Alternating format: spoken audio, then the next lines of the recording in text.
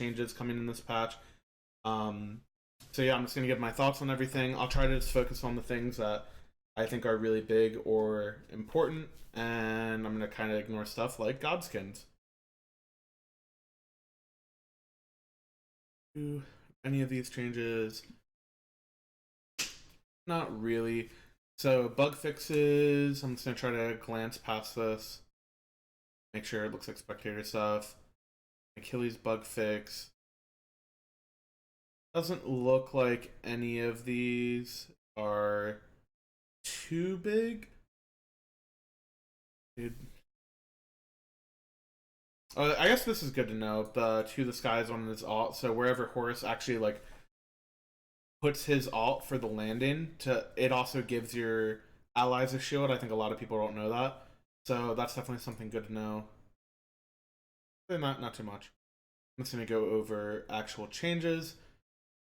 These are just queue times for ranked, so they reduce the queue timer, which is really nice, and they increase the ban count. So the ban count is probably the first big thing to go over, going from 8 to 10 bans in all ranked modes, and this will also affect the SPL as well. The 2 extra bans are 1 for each team in the front phase, so the lobby will start, you'll get 3 bans each, and then you'll have your first pick, and then you'll just go back and forth through the draft. You get to the second phase bans, and it's still 2 per team, so this obviously changes a lot. This was kind of an expected change. I thought we would do it between seasons. It feels a little bit weird doing it in the middle of a season, but the game has gotten to the point where there's 100 some characters. You're going to be able to ban 10% of those characters, not even. I think that's a completely fine number. There's been a lot of really, really cool kits that have been released into the game lately, but also really freaking broken. So I think having the extra bans will definitely help people avoid the ranked nightmare, especially now that the queue timer is lower. I think ranked will be a lot more enjoyable for people to play. So I think that's pretty cool. Oh, I guess this is a big change too. Decrease the pick time and the ban time from 30 to 20 and then from 30 to 15, but then increase the bank time. So this is just to speed lobbies up, really. It's just to make it so that having 2 extra bans doesn't also equate to 2 extra minutes on the lobby. That's pretty much all that is. Or I guess a minute, technically. So yeah, now into the good stuff, the item and the god changes. First off are items, so I guess I'll go through this.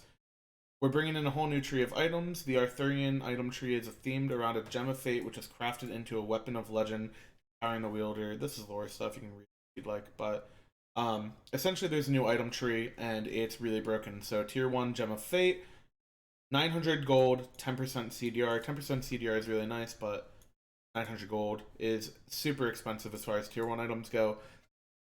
Tier 2, this is where the item will branch off a little bit. Honed Edge is 1600, 10% CDR, 30% physical power. Apprentice Staff, same price, 10% CDR, 50 physical power. So basically the same as Honed Edge. And then Knight Shield, I believe this will go into the tank item, which is 10% CDR and then 25 of each prot. These are actually pretty well statted as far as tier 2 items go. I think there's probably slightly more efficient ones, but the tier 2 and the tier 1s do matter just as far as building stuff goes. Power spikes are super important in Smite, so definitely good to know. Fail Not, this is the first item build from Honed Edge, so this is the physical damage option. Hunter only, 20% CDR, so you get 10% more CDR for 1200 gold. 45 physical power, I guess this has been adjusted since the PTS, it used to be 50, so you get 15 more physical power, and then 25% crit. After you finish casting your ultimate ability, your next ability within 5 seconds that damages an enemy god marks them, increasing the chance they will be critically struck by 15% for 10 seconds. Can only trigger once every 45 seconds. So, all of these items are themed around your alt and around using it and then getting a special ability afterwards. So, just right away, the stats on this item are good. Like 45 physical power is pretty. Actually, 45 physical power is low for 2800 gold, but there's no other CDR and crit item to my knowledge. So I guess Malice kind of serves that a little bit if you think about it, but 20% CDR is a super high amount, and then 25% crit is like the highest on an item as well, except for like a full stacked rage, I'm pretty sure. So really, really insane stats, and then you can just think of all the combos you could do with this. You could like Uller stand switch will activate this, so you could stand switch, axe somebody, hit the axe, and then the axe will mark them, and then they just have a higher chance to be crit. So if you just do your full combo, you can just one shot people easier. Uh, I'm sure there's more stuff that I could think of. Artemis is probably a good one. Um, she's kind of just a hunter that you build crit on even after her passive change. Jingwei as well. Like you ult and then you either land from Jingwei ult or your boar stuns somebody and then you just get to unload on them with extra crit. 40% crit from an item when you use your ult is just super nuts. Um, Even like Hoi, I think would be a good one. You could like mark somebody, put your sons on the ground, and then stun them in it, and then just start auto attacking them. It's just a ton of crit. And CDR also works really well on Hoi. So definitely a lot of really cool things you could do with that. Erendite, I think Erendite. That's how I pronounce it. This is the other physical item. This one is for warriors and assassins instead of hunter only. 10% CDR, not 20 like the hunter one. 55 physical power, so a little bit more, and then no crit. After casting your ultimate ability, reveal all enemies within 120 feet of you. While moving towards them, you gain 30% movement speed. Just think of this like Thanatos passive. Somebody's low, you just run at them. You're faster. That's how it works. When a revealed enemy takes damage from you for the first time, they take an additional 40 plus 30% of your physical power. Enemies are revealed for 8 seconds, can trigger once every 45 seconds.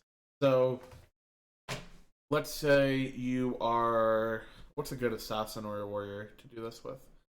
I think Ama is kind of a cool one, or like Guan Yu maybe. Like, you start channeling your ult and you run at them. Having movement speed in a Guan ult, for example, is just super impactful as is if it works like that. Or maybe you get the movement speed after your horse finishes, I'm not sure. But in the case of Ama, like, you would just press 4, you gain movement speed while you're ulting, which can help you stun the target that you want, or like weave between a fight and like maybe hit their tanks, then hit their carries, then go back to their tanks, like whatever you want to do. And then just having a bigger burst damage after that as well is just super valuable. So a lot of cool stuff you could do with this. I think just from reading it, it would like seem like this item is the most underwhelming of the four. We'll get to the other two later. It would seem like it's the most underwhelming of all of them, but I think just movement speed and damage are just such valuable stats in general, especially when you're throwing a little bit of CDR on top of it. I'm sure there's a lot of really, really cool interactions that you can do with all of these abilities, so I'm sure there's characters that can abuse this super hard. Going on, Staff of Mirrodin, I think that's how you say this. This is for mages and guardians only. 3,000 gold increased from 2,800, which is what it previously was on PTS. 100 power and 10% CDR, so definitely a luxury item as far as the power goes. The price. After casting your ultimate ability, your next ability, your next non-ultimate ability, I don't know why they have ability twice there, cast within the next 10 seconds will have no cooldown, but will only hit for 70% of its normal damage and heal for 70% of its normal healing once every 45 seconds again. There are so many insane things you can do with this. You could like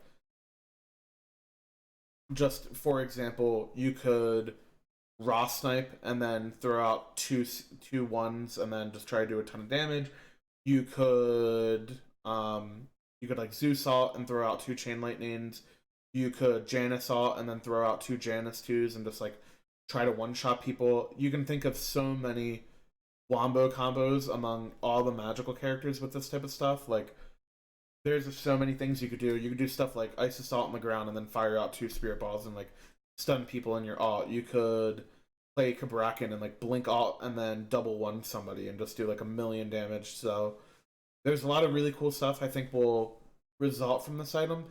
I think this item also has the highest potential to get nerfed for what it's worth because it seems like this will be the most like wombo combo stuff, and if you're able to just one shot people because of it, it's just going to get nerfed. Otherwise, the item will just completely dictate what can be played in every role. But I'm really excited to mess with this item. I think it'll be really fun. Even for Guardians, there's a lot of cool stuff that you can do. And then Pridwin, this is built from the Knight Shield, so this is the tank item. This is available to all classes. It's the cheapest at 2,400 gold. 20% CDR for 2,400 gold is really good on its own. And then 40 of each prot. These stats are just really nice in general. No health isn't the greatest tank item, but after casting your ultimate ability, you gain a large shield equal to your protections for 5 seconds. When this shield breaks, either by timing out or being depleted, it explodes and deals magical damage equal to 50% of the shield's health and slowing targets for 25 seconds for 3 seconds. In short, this will probably be bought on literally every single tank in the game. It just seems like it's good for so many reasons. One, cheap CDR, especially for like supports, is really valuable.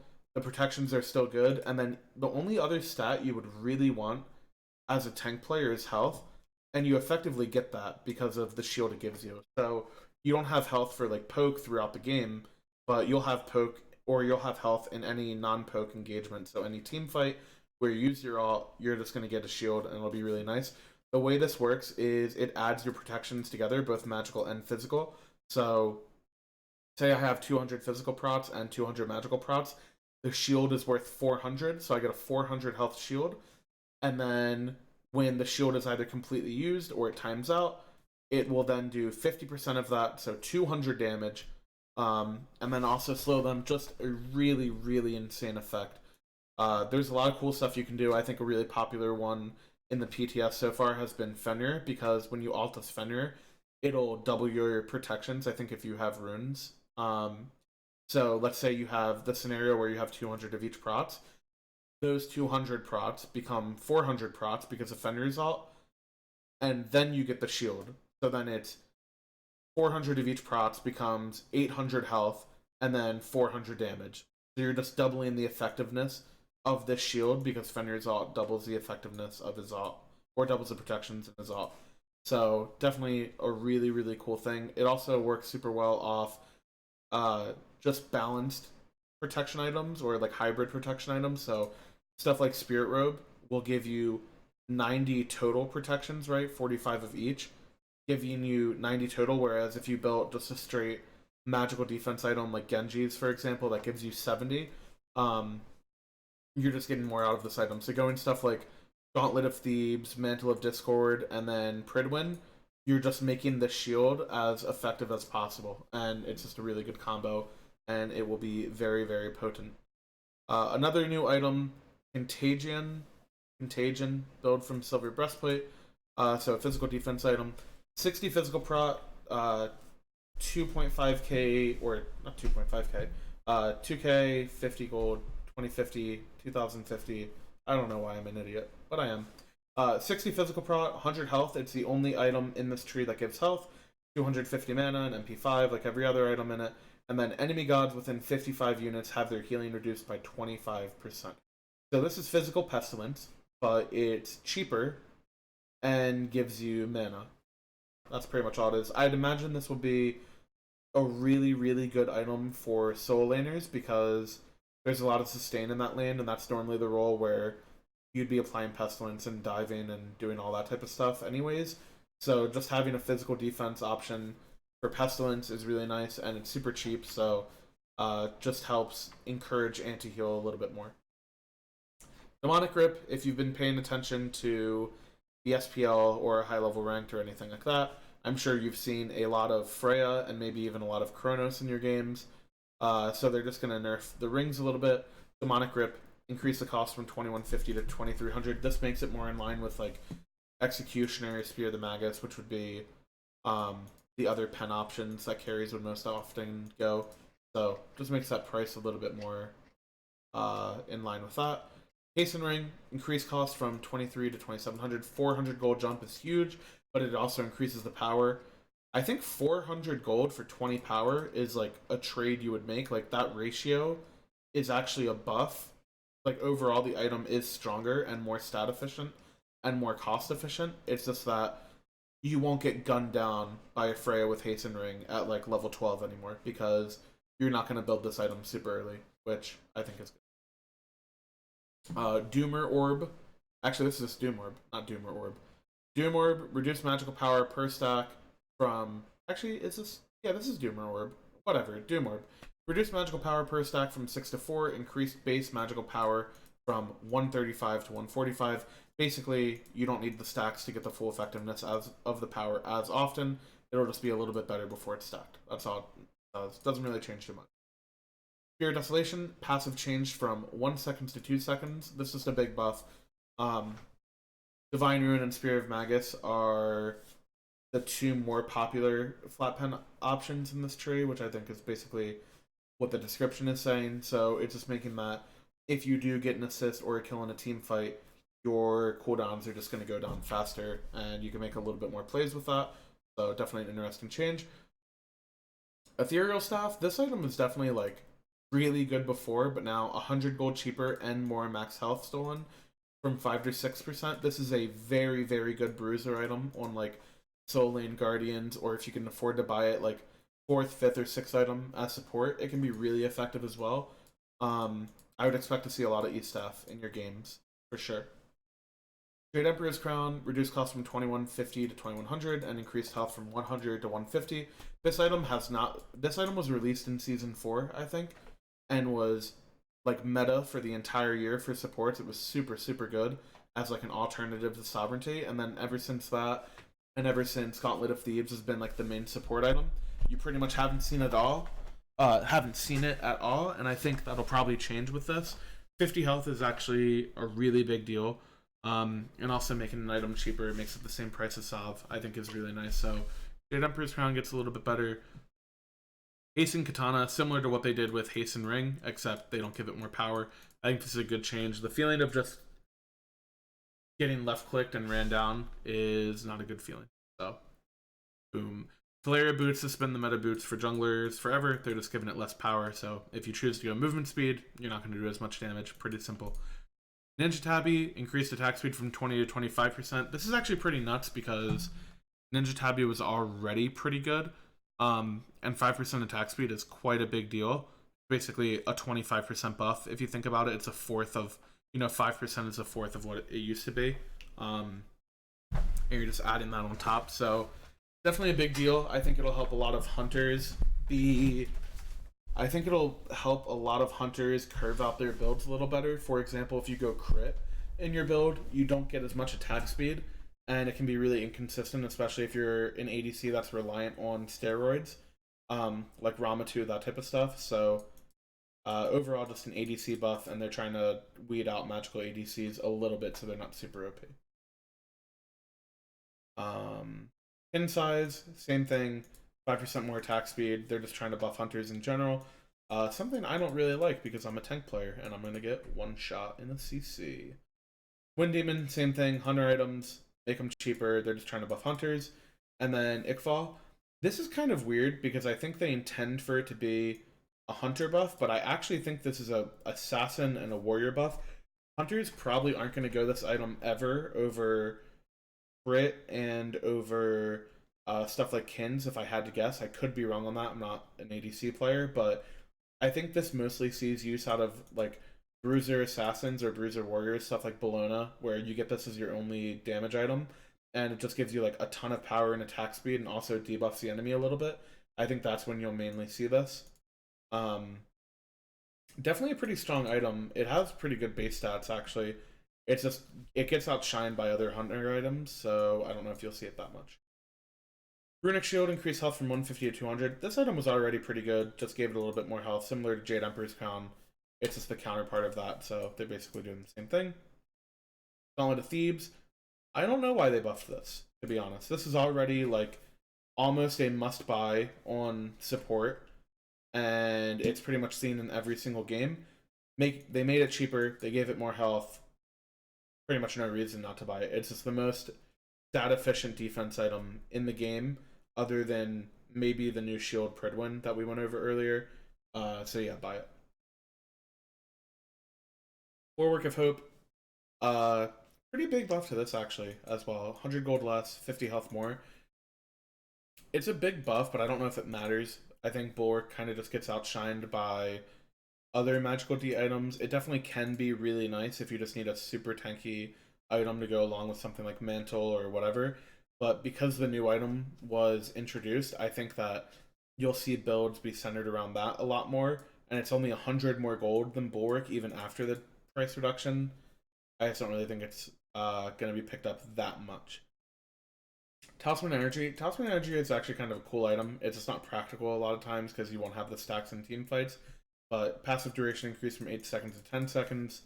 They're just trying to make it more practical. I don't think it actually changes anything, but if you like Talisman of Energy, little buff for you.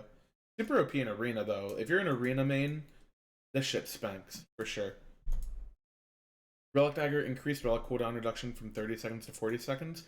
It's actually kind of a big deal. Like, taking Blink down 10 more seconds is really big. It just opens up a bigger window for you to take advantage of, like, Harry's beads being down, or if you do this with, like, a Sunder, your Sunder is up super often. You can just, like, find picks with it off cooldown. Like, your Sunder would be up every single time your alt is up, so you could do stuff like Sunder and then Kumba alt somebody, and they're just gonna die, like, off of follow-ups. Anything like that could be really cool.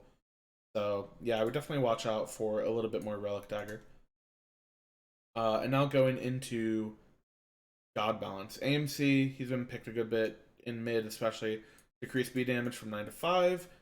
This will pretty much make Warrior's Blessing immune to this, or pretty close to it, so little buff to Warrior's Blessing as well against AMC. And then Swarm, decrease base damage from 280 to 260 at max rank, and then decrease the scaling, so just less damage on him. Pretty much just toning down AMC a bit. On her, pretty much, I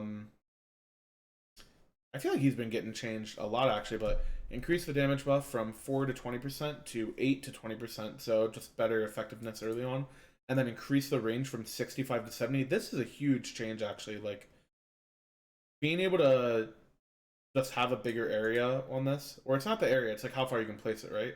Yeah, how far you can place it. Actually a big deal. Like, you can body block with this, you can, like, increase the range of your slow. Actually pretty big. Impale, reduce the pre-fire time from 0.2 to 0.17 to better match its animation. That's a buff. Animation and everything aside, it's just faster, harder to react to. Pretty good.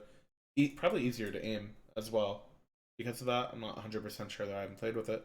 And then added target effects while channeling its ability. So I think this is just going to show spears, like a spear targeter, the whole time you're channeling. That's all. Apollo, these changes are really cool. Audacity, each damaging ability now adds 2 stacks of Audacity for each enemy god hit. The moves, which is his dash, still adds 1 stack for hitting enemy minion. So basically, anytime you deal damage with an ability to an enemy god, you get 2 stacks of your passive. So if you alt and you land and you hit every single tick of your alt, you're just going to land with your full passive and then to start finger banging people down, or whatever Apollo players call it. I think that's what they call it. But yeah, pretty nuts. The moves increase duration of the buff and debuff from 2 seconds to 3 seconds. Pretty impactful Apollo buffs, actually. He hasn't been seen that consistently for a long time now, so pretty dope. Ares, Searing Flesh. This ability now deals magical damage equal to 5% max health per tick to non-boss minions only at all ranks. This is pretty nuts for, like, wave and jungle clear. I don't know how much it'll help for support, but if you go into a game with Assassin's Blessing on Ares, his 3 is like an actual jungle clear ability now, so you might see jungle Ares, which is really cool. Chalk, Torrent, decrease cooldown from 15 seconds to 13 seconds. This change alone, not too big of a deal. CDR is nice, and it helps Chalk's like boxing and lane, which was already really good, I think. The big thing is Storm Call. A knockback going straight up and down instead of like a momentum based knockup is actually really big. Stuff like Blink Chaka is now maybe like a good team fight engage and good to follow up off of. So definitely a really nice change for Chalk, just trying to buff him a little bit. Erling Shen, spot weakness, decrease base damage from 25 to 85 to 15 to 75. It's actually a really big nerf if you just add up all this damage over like the course of the entire duration. On objectives is a big thing. It'll hurt his objective clear a lot. And then also if you're just sticking to somebody with like a mink, it just makes Erlang have to do It just makes him have to choose to build damage in order to do actual damage, which is kind of what it's saying here. Let's nerf his base stats a little bit. Super OP god in general. Fafnir, decrease the attack speed buff on Coerce from 15 to 35 to 10 to 35, and decrease the bonus damage from 5 to 25 to 4 to 20%. And then Curse Strength, increase the width of this ability from 6 to 7. So I'm pretty sure Curse Strength is actually his stun. I don't know why they have it after the 2 and they have the 3 portrait. Curse Strength is his... Wait, am I going crazy? I'm pretty sure Curse Strength is his 1.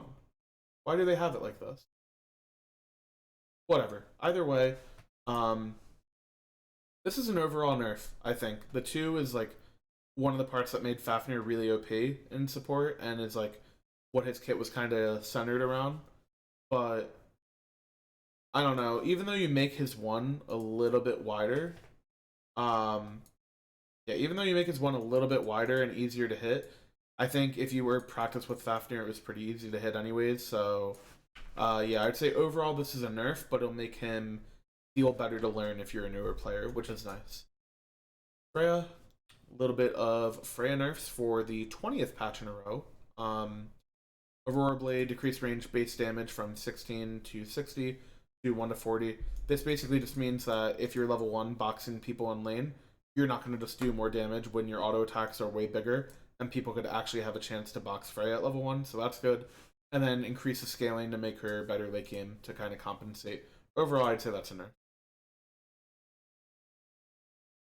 Isis, this is a lot of stuff for Isis. 4 buffs or something. Funeraloids increased range from 30 to 40 units. Not a big deal, small buff, you won't notice it that much. Spirit Ball, you can now refire this ability at any point after firing it. This basically just means you can insta-pop it, so if somebody was right on top of you, like a jungler blinks on you, you can just insta-pop it, you didn't have to wait, and there would be like this little thing where sometimes if they hugged you really hard and they were like right on top of you, sometimes you couldn't stun them if they moved away a certain direction, so definitely a really nice buff. Dispel Magic. Dispel Magic no longer provides a boost to magical protections, it instead provides a shield to Isis and nearby allies. This shield is applied within 40 units or the Dispel target, same radius as her passive. Also, this is a big thing, it's of Isis or the Dispel target. So this 40 units is going to be bigger than 40 units because it'll also go past where the target is. So if you have like a teammate behind them, this could effectively be like an 80 unit buff. So that is super insane. Shield health is 90 to 250 plus 40% increased potency per additional target hit. That is like really nuts. This is going to be completely insane. Like if you just do this on a wave and you just get a big shield, yeah, I don't know. That is really, or is it only on gods? I don't know. It used to work on minions, but maybe it only works on gods now. I'm only questioning it because it says 3 gods, so it would be 80%. But anyways, like this is super big. This is way better than her previous 3. And it increased the duration of the silence, which actually was really good before. This buff is fucking nuts. That is insane. And then Circle of Protection increased the base healing from 80 to 160 to 110 to 190, 30 more. Not the biggest deal ever. But when you full stack it, it'll be pretty big, right? Because it multiplies. So it just makes your ult a little bit better, a little bit more effective on objective fights and all that good stuff. And then increase the mitigations from 15 to 20 to 25% at all ranks. This made Isis like a super nuts utility mage. Like more damage mitigation, more healing, more prots, longer silence, longer slow. Like you might see a little bit of Isis support. This is really insane. Merlin, Eclipse, decreased magical power scaling, decreased magical power scaling, blah blah blah. Less damage on his Eclipse. Blizzard takes longer to deploy, so you have a better chance to juke it or get out of it before you take like 3 hits. And then his Elemental Mastery is 4. Just a longer cooldown for switching stances. Overall, good Merlin nerfs. He's been really good for a long time, so should be interesting. Nemesis, Retribution, this is her 3. Increase the damage reflect from 30 to 50 to 50% at all ranks. That's pretty nuts for early game, because you would never max this ability first. And then increased healing from 80 to 100% to 100% at all ranks. So It'll reflect more, and it'll heal you for more. Definitely pretty good. Nausea, increased damage reduction of subsequent hits on the same target from 25 to 35%. So, aka, if you're in duo lane and you stand next to your teammate and there's a Nausea support and they ring toss you back and forth, you'll just take less damage. So, that will definitely add up a lot. Decrease slow time from, or not time, decrease slow from 25% to 12.5%. Super big Nausea 1 nerf. Nausea 1 has been really OP for a long time. I think these nerfs are definitely well deserved. The effect can stack up to 2 times, which like would put it to the same, but when you play in game and there's like creep waves around and you only get hit by 1 tick, or if people actually spread out properly, like a 12.5% slow almost feels negligible. Like it's just a really big nerf, I think, even still. So I definitely like these changes a lot. Okay, these Nike changes, I'm not going to read all of this text. Um, Basically, the TLDR was Nike's win rate was always good because her passive was super OP, but she didn't feel good to play. She felt boring because she only had 3 real abilities, not 4. So they gave her a 4th ability and nerfed her passive. So passive greatly reduced, a lot less effective. Rend, this ability now always fires 3 times, so it'll do um, 1 and then 2 with the Prot Shred and then 3 with the Disarm at all times, and it'll do more damage because of this. It buffs her wave clear, buffs her damage, all that good stuff without needing her to. I'll go over this last, actually, her plan of action. Her leap now always travels at the faster speed, so like Bacchus flop, or maybe it's even faster than it. Just easier knock up to hit, definitely a big deal. And then her ult, the ability no longer goes on cooldown if Nike dies during the warm up. Just a quality of life thing. It won't matter all the time. And then increase shield amount from 20 to 40% to 30 to 50%, so 10% buff at all ranks. And then the shield health does not increase from plan of action. So this puts it in the middle ground. So when you're used to 2 and then 4, I think it was 60%, and now it's 50. So it's just basically a 10% swing. If you were gonna 2 before, you lose 10% if you were gonna 2 and then alt, but now if you weren't gonna 2, you just gain 10% more. Either way, it's just really good. Plan of action, full ability rework. Nike conjures a protective barrier in front of her that blocks ranged basic attacks, which means like completely blocks them, like you don't take damage. While channeling the banner, Nike's movement speed and rotation are limited, so your camera turn angle is like a Kuzumbo 3. It's a slower, or like a Geb 1. You just can't rotate as fast. And her movement speed, she's also slower. So, yeah, pretty much stopping you from like 316 and just blocking all ranged attacks around you. That's pretty much the point of this. Enemies who get near the barrier are damaged and knocked back. So just imagine like a big shield in front of her, and then if she runs into you, you get knocked back. It repeatedly knocks you back as well, or at least it does right now currently on PTS. So you could like blink behind somebody and 2 and just run at them and just keep pushing them back more and more and more and more. Super nuts. And then at any point, Nike can reactivate the ability to collapse the banner and deal damage to enemies in a large area in front of her. Channels for up to 6 seconds. If you let it go for the entire 6 seconds, it'll do the damage after that. She moves 50% slower while channeling this. That's actually a really, really big movement speed nerf. And then the refire damage is 285, max rank, 50% scaling. That's a lot of damage, actually, on its own. And then a little bit of damage if you knock them back. This isn't that crazy, but if you get repeated knockbacks, it can add up. And 15-second cooldown. So Nike's broken. What all of this reads is Nike's broken. That's what that just told you. Odin, decreased cooldown from 15 to 11 seconds on Raven Shout. This just syncs up the cooldown on his 1 and his 2. It's pretty much all that does. Odin's a super boring god to play against, though, so personally I don't like this change, but it'll definitely make him feel better to play, which I think is important for every god. And then Aloran, this is the newest god in the game. Overflowing Divinity. I'm actually not sure. I think this is his 2, right? Where you like charge it up and then it like fires stuff on the ground from the sky. Increase the base damage from 30 to 70 to 35 to 95. Increase the magical power scaling. Hitting the same enemy with each shot now deals 20% less damage per shot. Increased from 10 and decrease the minimum damage that each shot can do from 20% to 10%. Would cause shots to decay more quickly while lowering the lowest damage it can deal. I'll start random. Okay, so pretty much it'll be more damage up front, less damage over time, but also the scaling will help balance this out a little bit. I haven't played Olorin enough to give good content on that, good feedback on that, so I'm just gonna kind of leave that. Rama shifted the damage of each successive shot from 50, 75 to 100 to 70, 85, 100.